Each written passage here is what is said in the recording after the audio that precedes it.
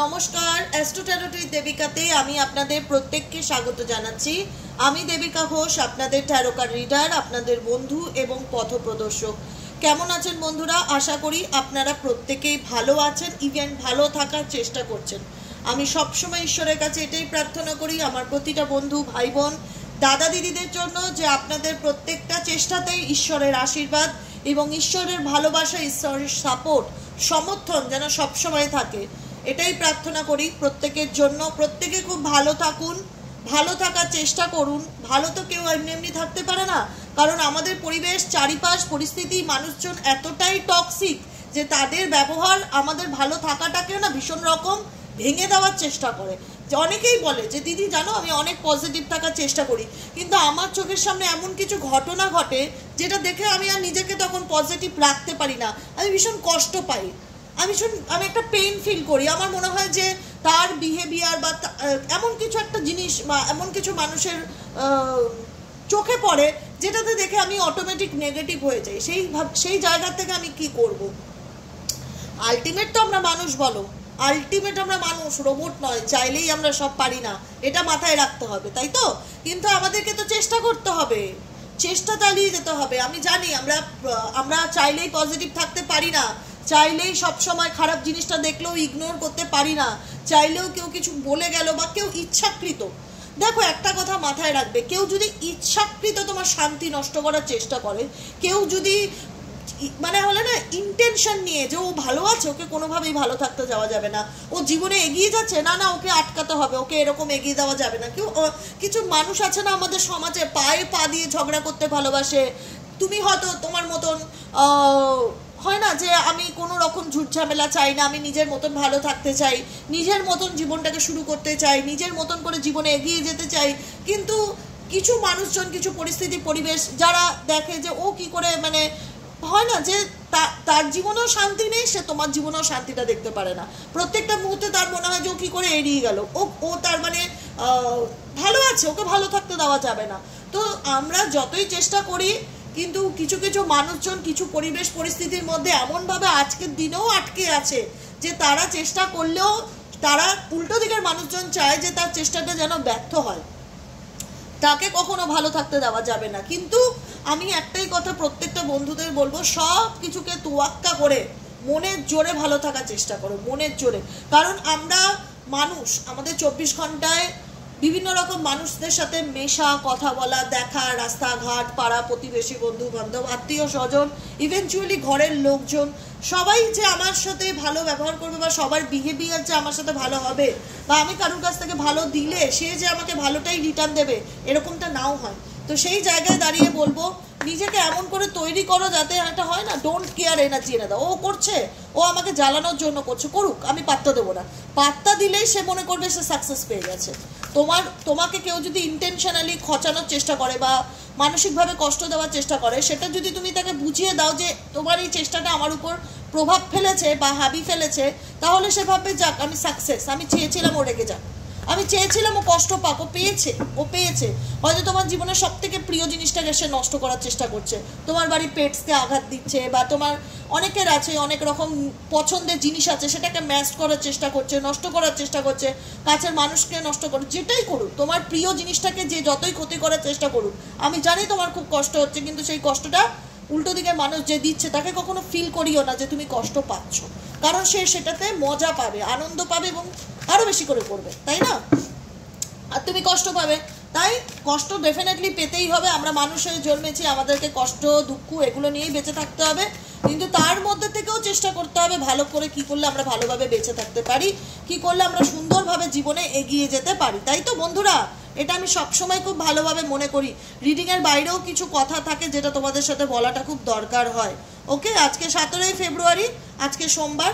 তুমি যে মানুষটাকে নিয়ে জানতে চাইছো সে এই রিলেশনশিপটা কি আদৌ কোনোদিনও শুধরাবে, তার মধ্যে কি কোনোদিন কোনো চেঞ্জ বা পরিবর্তন আসবে, সেটা দেখে নেবো। ইভেনচুয়ালি দেখবো আজকের কারেন্ট ফিলিংস, তোমরা যে সম্পর্কে আছো সেটা ন কন্ট্যাক্ট বা অন অফ সিচুয়েশনে যদি হয়ে থাকে, সেই রিলেশনশিপের current feelings at present right now, সেই মানুষটার মন মস্তিষ্কে এই মুহূর্তে দাঁড়িয়ে কি চলছে দেখে নেওয়া যাক। Divine Angel, divine universe, please help করুন এবং গাইড করুন আমার প্রত্যেকটা বন্ধু, ভাই বোন, দাদা দিদিরা যারা এই মুহূর্তে দাঁড়িয়ে আমার রিডিংটি দেখছে, তার পার্টনারের current feelings at present right now, সেই মানুষটার মন মস্তিষ্কে কি চলছে। Please divine Angel, divine universe help করুন ও গাইড করুন।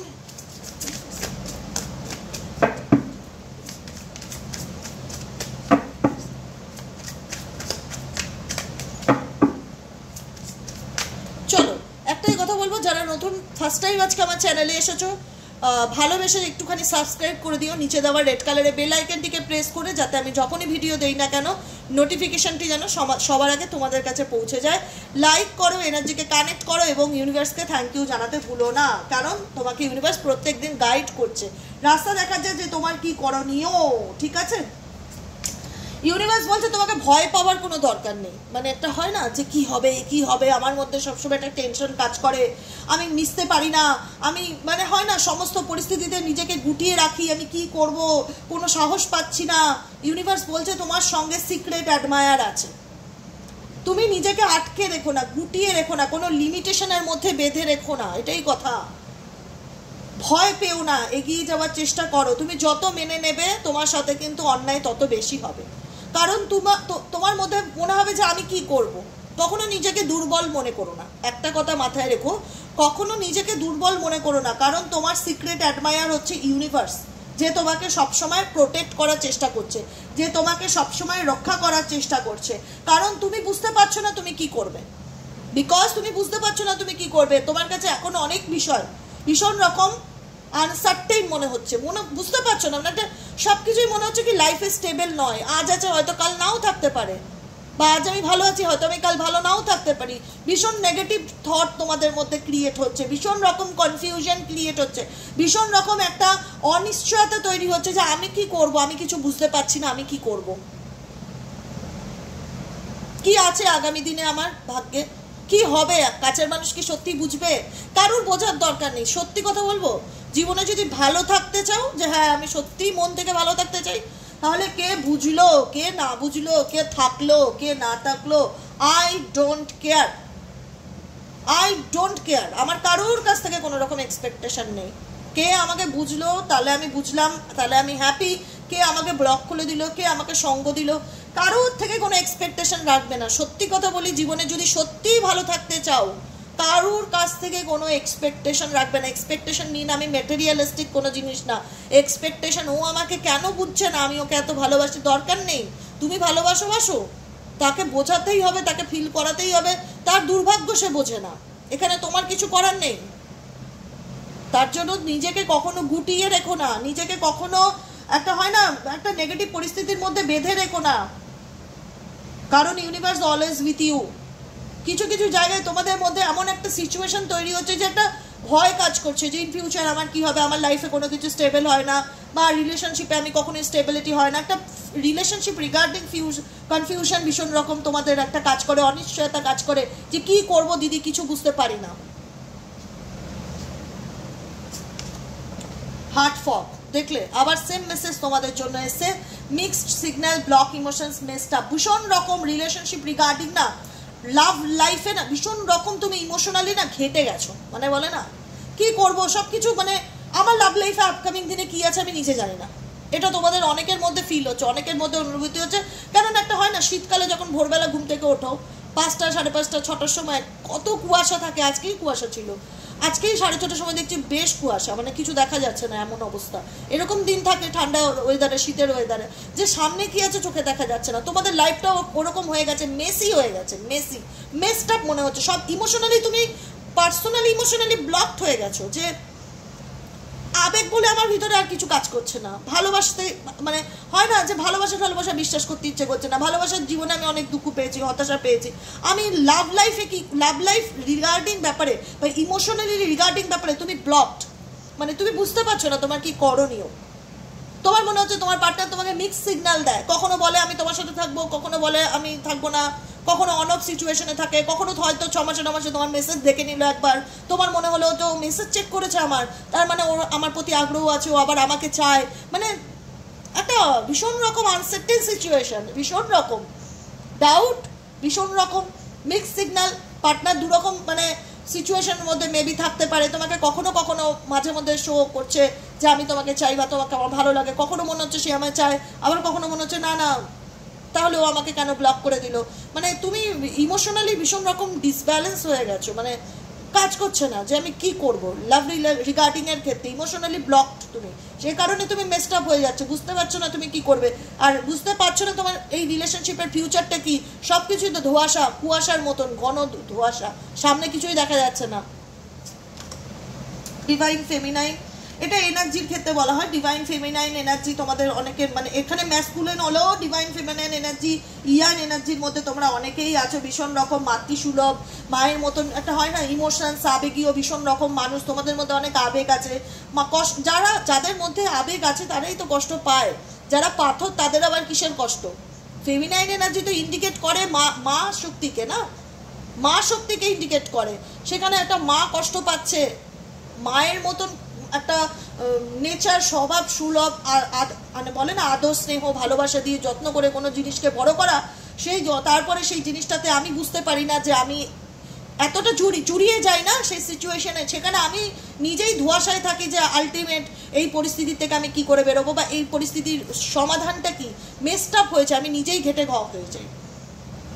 কারণ কেন ঘটে ঘ, তার রিজন হচ্ছে তোমার পার্সন কোথাও না কোথাও তোমার সঙ্গেও কোথাও না কোথাও বিষয়টিকে ধরে রাখার চেষ্টা করে, আবার কোনো অপশনস মেবি তার লাইফে থাকতে পারে যে কারণে সে তার দিক থেকে ক্ল্যারিটির অভাব আছে, তার দিক থেকে কনফিউশন আছে, যে কারণে তোমাদের সঙ্গে সম্পর্কটা এমন একটা দোরগোড়ায় এসে দাঁড়িয়েছে না যে তোমরাও মনে হয় যে ও তো মাঝে মধ্যেই আসে, ও তো মাঝে মধ্যেই আমার স্ট্যাটাস চেক করছে, আমাকে ব্লক থেকে খুলে দিচ্ছে, আবার আমার মেসেজ সিন করছে, আবার আমাকে ব্লক করে দিচ্ছে, মানে ও তো আমাকে মিক্স সিগন্যাল দিচ্ছে, আমি তো বুঝতে পারছি না আমি কি করব।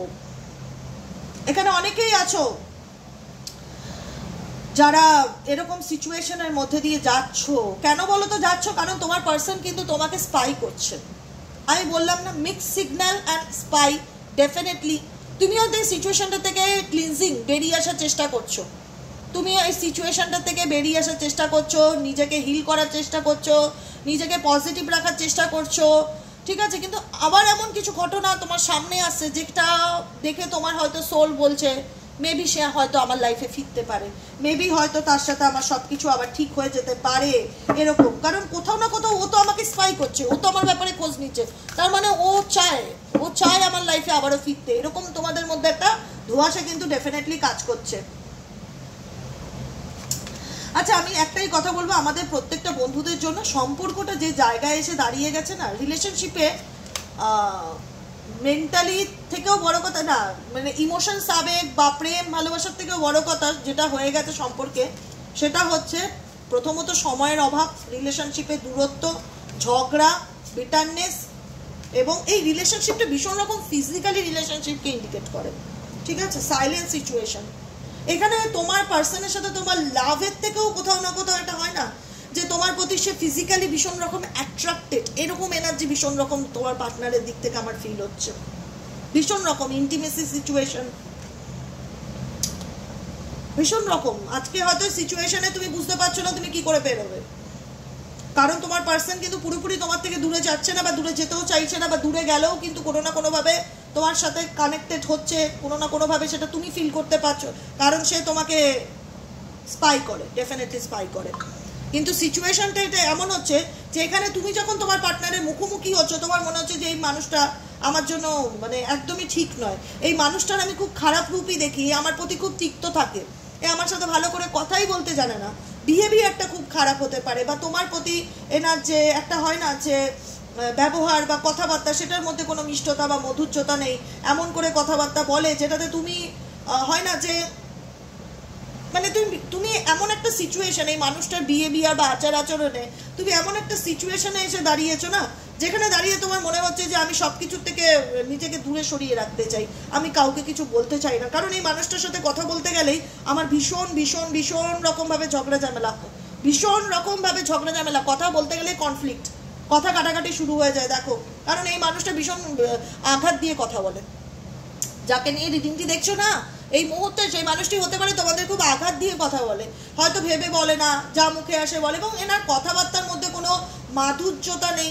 ভীষণ হয় না, মানে এক একজনের কথাবার্তা হয় ভীষণ, মানে কি বলবো, কথাটা শুনলেই যেন কেমন জানি একটা ইরিটেশন ফিল হয়, যে এই মানে কথার মধ্যে কোনো ইসে নেই।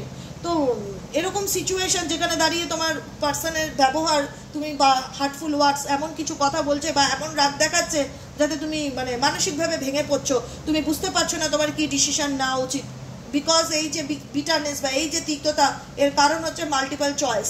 তোমার পার্সোনাল লাইফে কোনো অপশনস আছে বা ফ্যামিলি অপশন থাকুক, যার কারণেই করুক, যার কারণেই একটা বলে না ভড়কাচ্ছে, যার কারণেই তোমার উপর একটা ফ্রাস্ট্রেশন দেখাচ্ছে, রাগ দেখাচ্ছে, তার রিজনটা হচ্ছে মাল্টিপল চয়েস। তার লাইফে কোনো না কোনো অপশন আছে যে কারণে সে তোমাকে সেই জায়গাটা বলে না যে মূল্যটা দিচ্ছে না বা কদরটা দিচ্ছে না, যে এই মানুষটা আমাকে এত ভালোবাসে বা এই মানুষটা আমার এত ভালোবাসার মানুষ ছিল, যাকে ছাড়া আমি একটা সময় কিছুই জানতাম না, সেই মানুষটার সাথে আজকে আমি এতটা খারাপ ব্যবহার করছি, যে কারণে না তোমরা সব কিছুর থেকে মানে এই রিলেশনশিপটা তোমাদেরকে না অনেক কিছুর থেকে মানে অ্যাকচুয়ালি কি হচ্ছে বলো তো ব্যাপারটা, মানে লাইফে প্রেম ভালোবাসা এগুলোর প্রতি বিশ্বাসটাকে নষ্ট করে দিচ্ছে। মনে হচ্ছে যে একা বাঁচবো তবু ভালো, কিন্তু কোনো রিলেশনশিপে যাব না, মানে এই একটা সম্পর্ক তোমার লাইফটাকে তো মেসড আপ করে রেখে দিয়েছে।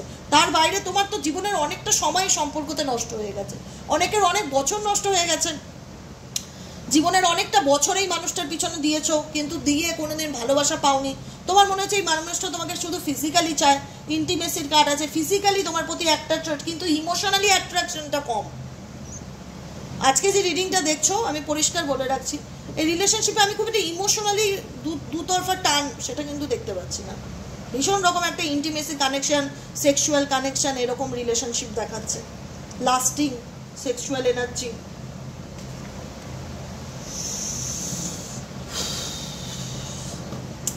দেখো একটা সিচুয়েশন আমি যখন বর্ণনা করি বা বলি, তখন তোমাদের সাথে যখন রেজোনেট করে তোমরা তখন এর সমাধানের মানে একটা হয় না যে সলিউশনটা বুঝতে পারো, যে হ্যাঁ আমি এই কথাগুলো দিদি তুমি যখন বলছো এগুলি আমার সাথে সম্পূর্ণটা মিলে যাচ্ছে, এর জন্যই তো আমি প্রচণ্ড টেনশনে আছি, এর জন্যই আমি প্রচণ্ড স্ট্রেসের মধ্যে দিয়ে যাচ্ছি, আমি বুঝতে পারছি না। সব কিছু উপরওয়ালার হাতে ছেড়ে দাও, যেটা ভাগ্যে আছে সেটা হবে, আর এত স্ট্রেস নিয়ে লাভ নেই।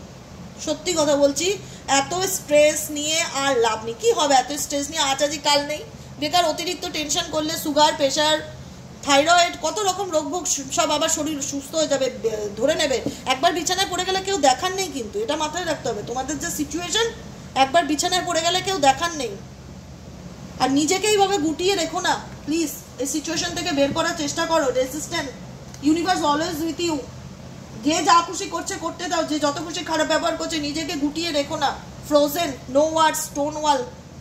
কারোর সাথে কোনো কথা বলতে ভালো লাগছে না, কাউকে কোনো কিছু শেয়ার করতে ভালো লাগছে না, ভীষণ রকম মানসিক অশান্তিতে ভুগছো, গুটিয়ে রেখো না, কারণ প্রচন্ড টেনশন, প্রচন্ড সমস্যা।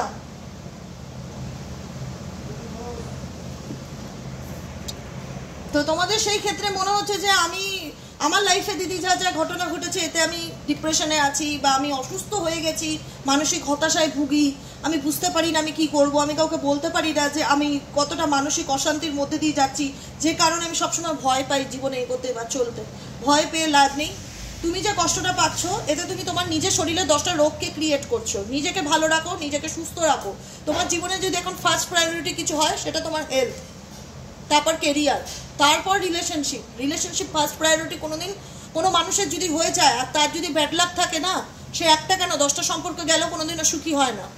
এটা আমি নিজের লাইফে দেখেছি, অনেক মানুষ, প্রচুর রিডিং করি, সেই অভিজ্ঞতা দিয়ে বলছি, ঠিক আছে? তো সেই জায়গায় নিজের হেলথকে ফার্স্ট প্রায়োরিটি দাও। নিজে অসুস্থ হয়ে যাচ্ছ, শরীর খারাপ হয়ে যাচ্ছে, ইমোশনালি ব্লক থাকলে হার্টের রোগ হয়, ব্লাড প্রেশারের সমস্যা হয়, বিভিন্ন রকম প্রবলেম হয়, ডিপ্রেশন হয়, অ্যাংজাইটি হয়। কাউন্সিলিং করাও, মানুষের সাথে মেশো, নিজেকে ভালো রাখো, অন্তত নিজেকে সুস্থ করে তোলার চেষ্টা করো। সুস্থ মানে শারীরিক সুস্থতার থেকেও মানসিক সুস্থতা, যে আমি মন থেকে ভালো আছি, আমি মন থেকে আনন্দে আছি। কারণ রিলেশনশিপে শুধু তিক্ততা আর তিক্ততা, আর সেই তিক্ততা থেকে আমি দিনের পর দিন স্ট্রেসের মধ্যে দিয়ে যাচ্ছি। আমি বুঝতে পারছি না এই মানসিক অশান্তি থেকে আমি কি করে বেরোবো, এই টেনশন থেকে কি করে বেরোবো। আমি অপেক্ষা করে আছি সময়ের, যে আমার জীবনে সঠিক ভালো সময় কবে আসবে। সময়ের অপেক্ষা তোমরা এখানে অনেকে করে আছো, সময়ের অপেক্ষা, খালি ঘড়ি দেখছো বা সময়ের অপেক্ষা করছো, ওয়েটিং সাইকেল মুভমেন্ট, যে আমার জীবনে ভালো সময় কবে আসবে। ডেফিনেটলি আসবে, আসবেই। আমি বলছি সব কিছু তোমাদের হাতে আছে। Nourish last guidance card Nourish, যেটা আমি বললাম, কেউ আগা ধরে ছেটে দিয়েছে তোমার লাইফের। বলতে পারো যে দিদি আমার জীবনে কোনো ব্যক্তি এসেছিল সব কিছু শেষ করে দিয়েছে, আমার মনকে ভেঙে গুড়িয়ে দিয়েছে, আমি মানুষটা শেষ হয়ে গেছি। কিন্তু জানো তো, শেষ হয়ে যাওয়া জিনিস থেকেও, মানে ধরো কোনো গাছ পচে গেছে, গোড়ার থেকে কেটে বাদ দিয়ে দিয়েছে, নেচার এমনই জিনিস, সেই গোড়ার থেকে কিন্তু আবার গাছ হচ্ছে। সেই গোড়া হচ্ছে তুমি, সেই গোড়াটা হচ্ছে তুমি। অতএব কখনোই ভেবো না যে কেউ তোমাকে পুরোপুরি শেষ করে দিতে পারবে, কারণ ঈশ্বর হচ্ছে সর্বসৃষ্টিকর্তা। তিনি যা চাই তাই হয়। মানুষের চাওয়া পাওয়া সাময়িক। আজ কেউ চাইছে তোমার ক্ষতি হোক, আজ কেউ চাইছে তোমাকে মাটিতে মিশিয়ে দিতে, আজ কেউ চাইছে তোমার সংসার ভেঙে দিতে, আজ কেউ চাইছে তোমার শান্তি জীবনে নষ্ট করে দিতে, সেটা তার সাময়িক ইচ্ছা। কিন্তু ঈশ্বর যদি চান তুমি সেই জায়গার থেকে আবার নিজেকে তুলে ধরতে পারবে, আবার নিজেকে গ্রো করতে পারবে, আবার নিজেকে আগের মতন জায়গায় নিতে পারবে।